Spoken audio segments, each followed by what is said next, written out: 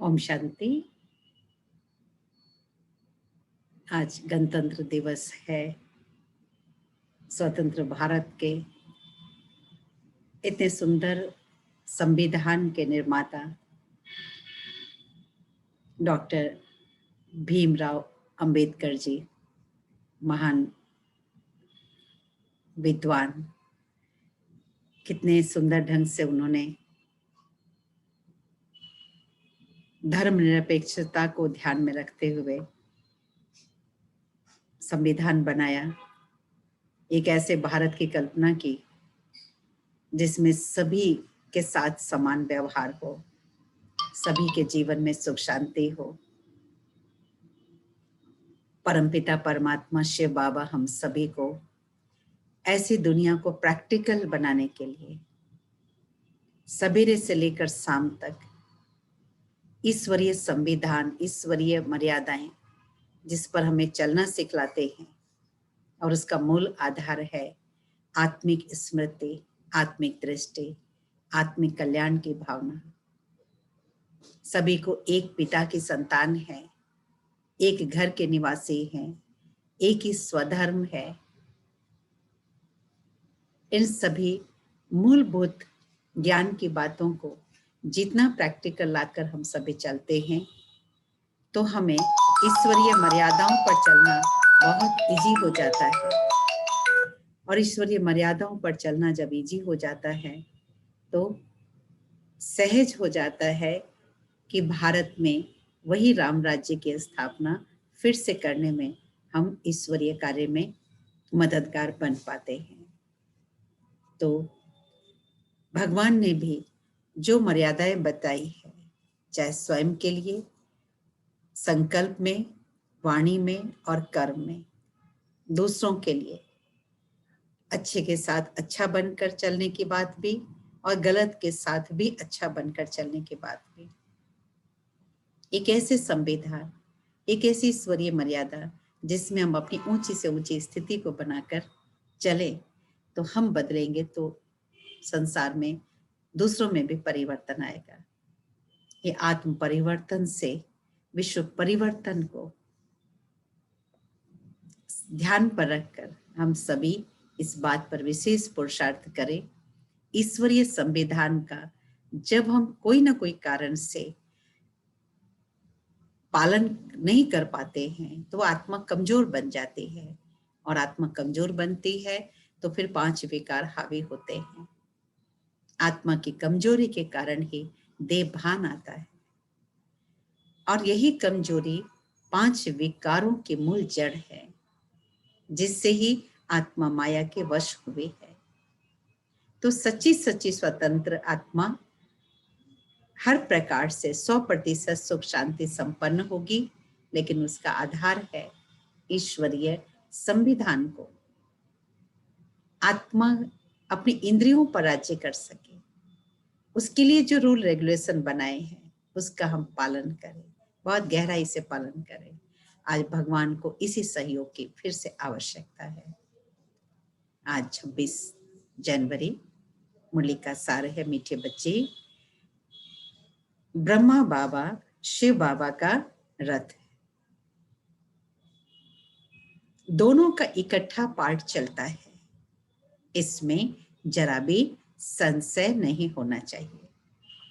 प्रश्न: मनुष्य दुखों से छूटने के लिए कौन सी युक्ति रचते हैं जिसको महापाप कहा जाता है?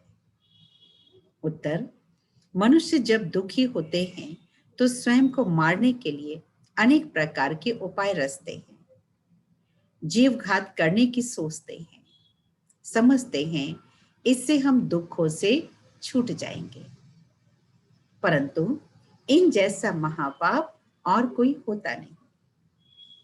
वह और ही दुखों में फंस जाते हैं, क्योंकि यह है ही अपार दुखों की दुनिया। कभी ख्याल भी नहीं आना चाहिए कि हम सुसाइड करें, क्योंकि परिस्थिति से भागेंगे तो अगले जन्म में परिस्थितियां पीछा नहीं छोड़ेगी, साथ जाएगी।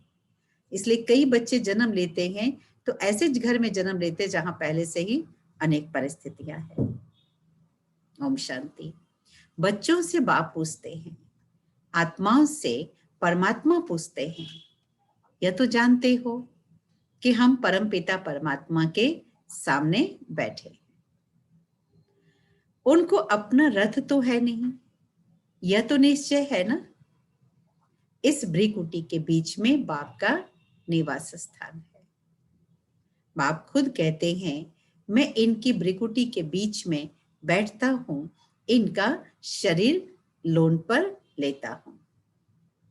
बाबा के सामने जब बैठते हैं, ब्रह्मा बाबा का चित्र सामने हो, तो इस बात को बार बार अपने को याद दिलाना चाहिए।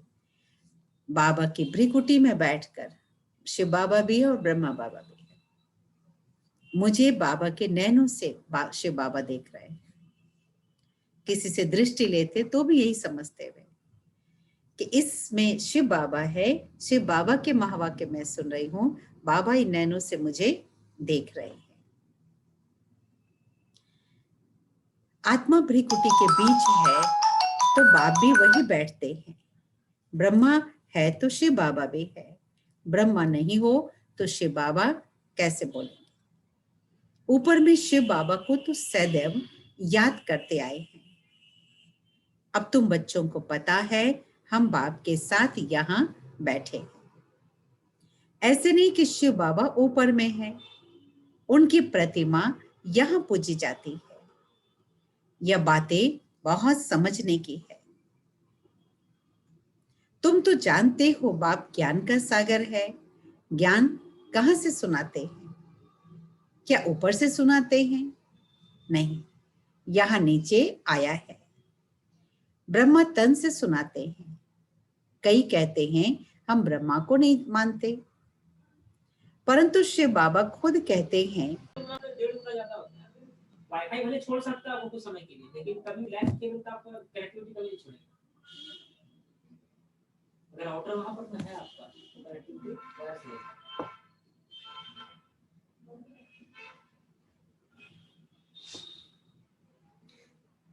मतलब एक साथ ज्यादा लोग वाईफाई लेंगे तो इसका डाटा खत्म नहीं हो जाएगा, डेली का डाटा लिमिट है ना, अनलिमिटेड डाटा है आपका शायद।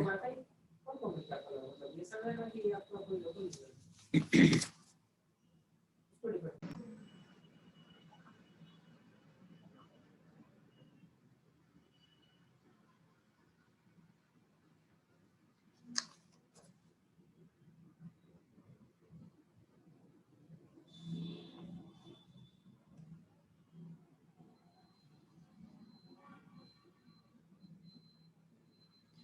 ओम शांति। आज 26 जनवरी 1950 में अपने भारत का गणतंत्र दिवस शुरू हुआ था। डॉक्टर भीमराव अंबेडकर जी ने, जो बहुत ही बड़े विद्वान थे और इतनी सूझबूझ से उन्होंने स्वतंत्र भारत का संविधान बनाया, लागू हुआ आज के दिन। एक ऐसे भारत की कल्पना करके जिसमें कोई प्रकार का भेदभाव नहीं रहे, हर धर्म वालों को बराबर सम्मान हो। बहुत दूरदर्शी बनकर उन्होंने इस संविधान को लिखा। परंतु आज जो भारत की कल्पना की गई थी हमारे बड़ों के द्वारा, राष्ट्रपिता महात्मा गांधी जी के द्वारा या स्वतंत्रता सेनानियों के द्वारा, और इतना उन सभी ने संघर्ष किया था, आज उस लक्ष्य तक नहीं पहुंच पाए। उस लक्ष्य तक पहुंचने के लिए शिव बाबा हम सभी को बार बार ये प्रेरणा दे रहे हैं कि आत्मा के लिए जो परमपिता परमात्मा ने संविधान बनाया है, जो आचार संहिता बनाई है, जो मर्यादाएं बताई है, उस पर चलना जरूरी है। तभी आत्मा अपने सतोगुणी अवस्था को प्राप्त होती है और तभी उससे दूसरों को भी प्रेरणा मिलेगी और सभी आत्माओं में ये सकारात्मक श्रेष्ठ परिवर्तन आएगा। जब श्रेष्ठाचारी बनेंगे तभी ऐसा भारत होगा। आज आत्मिक शक्ति की कमी के कारण, देव भान के कारण आत्मा 5 विकार के वशीभूत हो गई है। तो आज 26 जनवरी की मुरली है। बाबा ने कहा, मीठे बच्चे, ब्रह्मा बाबा शिव बाबा का रथ है, दोनों का इकट्ठा पार्ट चलता है, इसमें जरा भी संशय नहीं आना चाहिए। प्रश्न, मनुष्य दुखों से छूटने के लिए कौन सी युक्ति बताते हैं जिसको महापाप कहा जाता है? उत्तर, मनुष्य जब दुखी होते हैं तो स्वयं को मारने के लिए अनेक उपाय रचते हैं, जीवघात करने की सोचते हैं, समझते हैं इससे हम दुखों से छूट जाएंगे, परंतु इन जैसा महापाप कोई होता नहीं है और ये दुखों में फंस जाते हैं, क्योंकि यह है ही अपार दुखों की दुनिया। ओम शांति। बच्चों से बाप पूछते हैं, आत्माओं से परमात्मा पूछते हैं, यह तो जानते हो हम परमपिता परमात्मा के सामने बैठे, उनको अपना रथ तो है नहीं, यह तो निश्चय है ना। इस भ्रीकुटी के बीच में बाप का निवास स्थान है।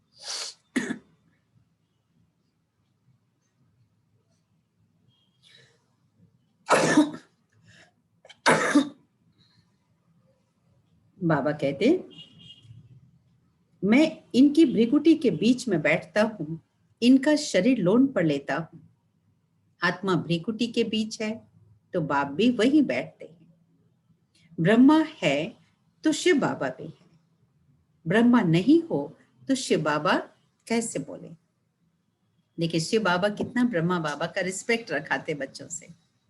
कई बच्चे इस बात को भूल जाते हैं कि अगर निमित्त माध्यम न हो तो हमें शिव बाबा से कैसे शक्ति मिले, इसलिए ब्रह्मा बाबा को भी रिस्पेक्ट देना जरूरी है।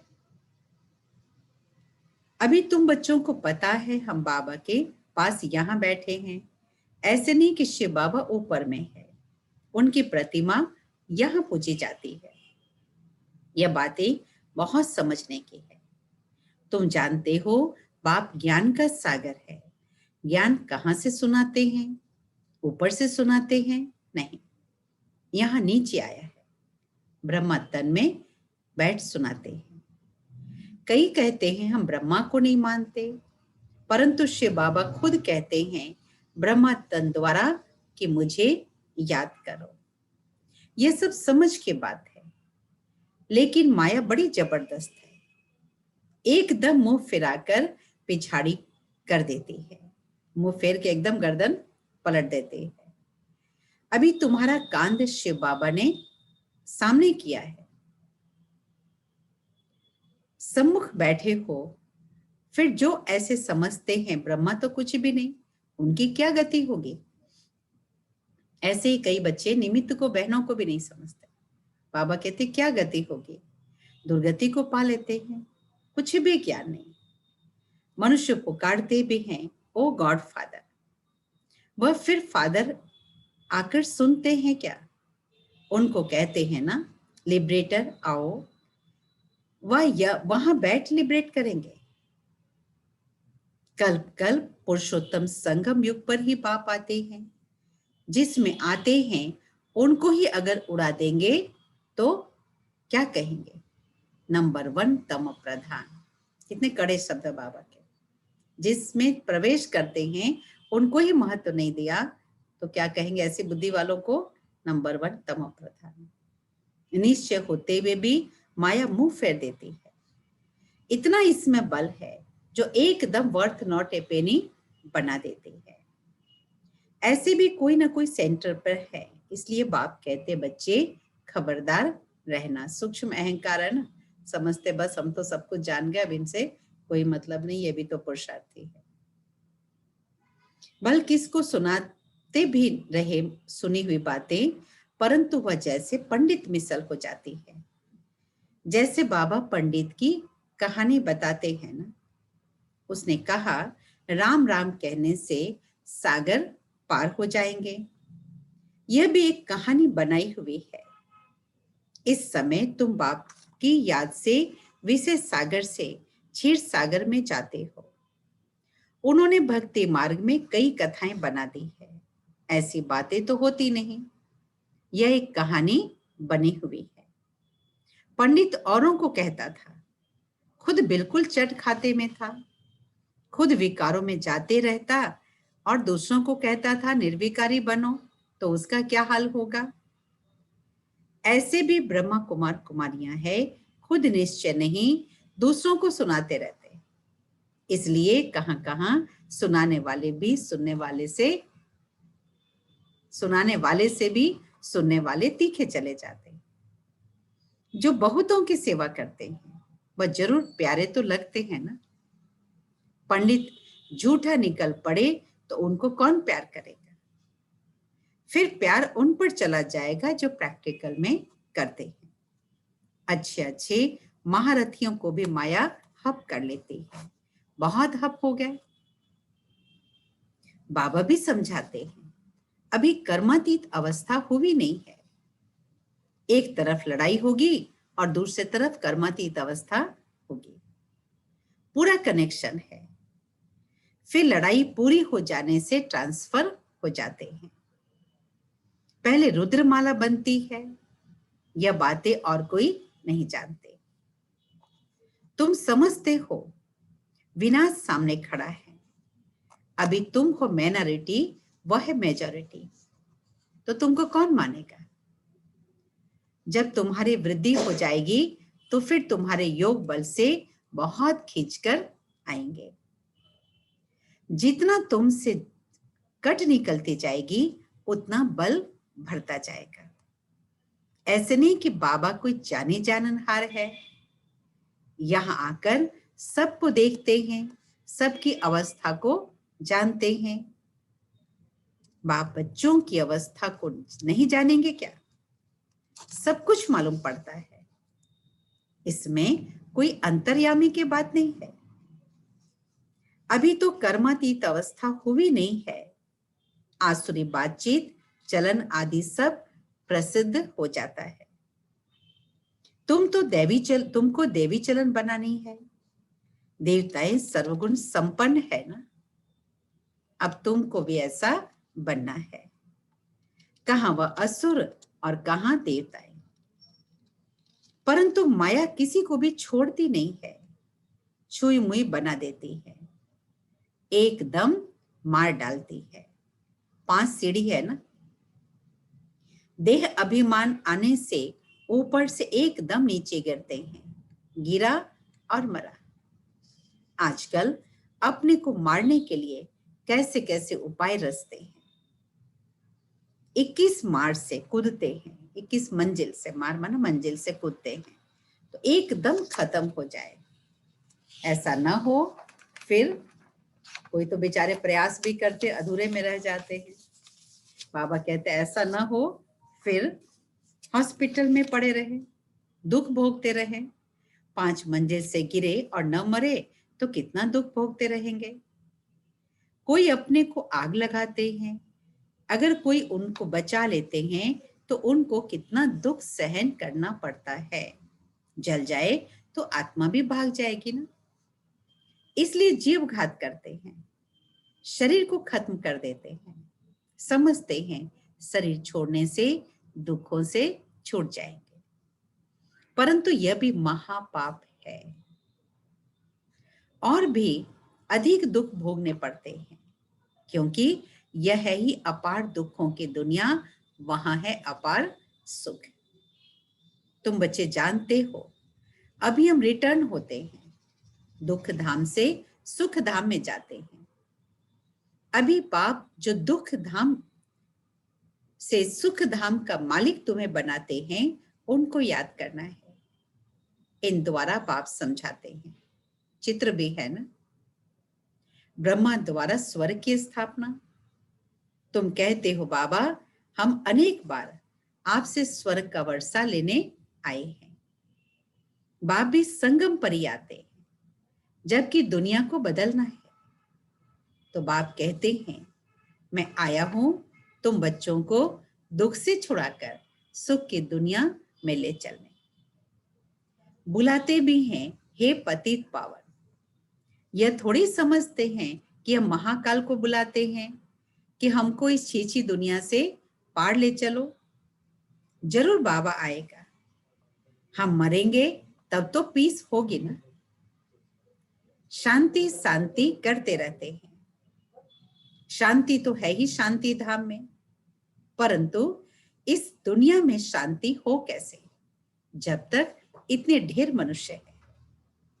सतयुग में सुख शांति थी, अभी कलयुग में अनेक धर्म है। वह जब खत्म हो, सब एक धर्म की जब स्थापना हो, तब तो सुख शांति हो ना। हाहाकार के बाद जय जयकार होगी। आगे चल देखना, मौत का बाजार कितना गर्म होता है। विनाश जरूर होना है। एक धर्म की स्थापना बाप आकर कराते हैं, राजयोग भी सिखाते हैं। बाकी सब अनेक धर्म खलास हो जाएंगे। गीता में कुछ भी दिखाया नहीं है। 5 पांडव और कुत्ता हिमालय पर गल गए। फिर रिजल्ट क्या? प्रलय दिखा दी है। जलमयी भल होती है, परंतु सारी दुनिया जलमयी नहीं होती। भारत तो अविनाशी पवित्र खंड है, उसमें भी आबू सबसे पवित्र तीर्थ स्थान है, जहां बाप आकर तुम बच्चों को के द्वारा सर्व की सदगति करते हैं। दिलवाड़ा मंदिर में कितना अच्छा यादगार है, कितना अर्थ सहित है, परंतु जिन्होंने बनाया है वह जानते नहीं। फिर भी अच्छे समझो तो थे ना। द्वापर में जरूर अच्छे समझदार होंगे। कलयुग में होते हैं तमो प्रधान, द्वापर में फिर भी तमो प्रधान बुद्धि होंगे। सब मंदिरों से यह ऊंच है जहां तुम बैठे हो। अभी तुम देखते रहेंगे, विनाश में होलसेल मौत होगी, होलसेल महाभारी लड़ाई लगेगी, सब खत्म हो जाएंगे, बाकी एक खंड रहेगा। भारत बहुत छोटा होगा, बाकी सब खलास हो जाएंगे। स्वर्ग कितना छोटा होगा। अभी यह ज्ञान तुम्हारी बुद्धि में है।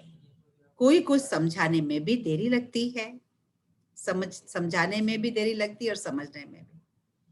यह पुरुषोत्तम संगम युग है। यहाँ कितने ढेर मनुष्य हैं और वहां कितने थोड़े होंगे। ये सब खत्म हो जाएंगे। वर्ल्ड की हिस्ट्री ज्योग्राफी रिपीट होगी शुरू से। जरूर स्वर्ग से रिपीट करेंगे, पिछाड़ी में तो नहीं आएंगे। यह ड्रामा का चक्र कैसे फिरता है, जो फिरता ही रहता है। इस तरफ कलयुग और उस तरफ सतयुग। हम संगम पर हैं, यह भी तुम बच्चे अभी जानते हो। बाप आते हैं, बाप को रथ तो जरूर चाहिए ना, तो बाप समझाते हैं। अभी तुम जाते हो, फिर ये लक्ष्मी नारायण बनना है तो दैवी गुण भी धारण करना चाहिए। यह भी तुम बच्चों को समझाया जाता है। रावण राज्य और राम राज्य किसको कहा जाता है? पतित से पावन और फिर पावन से पतित कैसे बनते हैं। यह खेल का राज बाप बैठ समझाते हैं। बाप नॉलेजफुल है, बीज रूप है ना, चैतन्य है, वही आकर समझाते हैं। बाप ही कहेंगे सारे कल्प वृक्ष का राज समझा। इसमें क्या क्या होता है, तुमने कितने पार्ट बजाया। आधा कल्प है दैवी राज्य, आधा कल्प है आसुरी राज्य, आधा कल्प है दैवी स्वराज्य, आधा कल्प है आसुरी राज्य। अच्छे अच्छे जो बच्चे हैं, उन्हों की बुद्धि में नॉलेज रहती है। बाप समान बनाते रहते हैं। टीचर्स में भी नंबरवार होते हैं ना। कई तो टीचर्स होकर फिर भी बिगड़ पड़ते हैं। बहुतों को सिखाकर खुद खत्म हो जाते हैं। छोटे छोटे बच्चों में भिन्न भिन्न संस्कार वाले होते हैं। कोई तो देखो नंबर 1 शैतान, और कोई फिर परिस्तान में जाने लायक भी बन जाते हैं। कई हैं जो न ज्ञान उठाते और न अपनी चलन को सुधारते, और ही सबको दुखी करते रहते हैं। यह भी शास्त्रों में दिखाया है ना, असुर आकर छिपकर बैठ जाते थे इंद्र सभा में। तो बाबा कहते कई सेंटर पर ऐसे ऐसे आते, चलन सुधारते नहीं, औरों को ही तंग करते हैं। दूसरों को भी सिखाएंगे, जो निमित्त है उसका वैल्यू नहीं दो, बस ये बाबा से डायरेक्ट कनेक्शन करो। असुर बन कितनी तकलीफ देते हैं, यह तो सब होता रहता है। ऊंचते ऊंच बाप को ही स्वर्ग की स्थापना करने आना पड़ता है।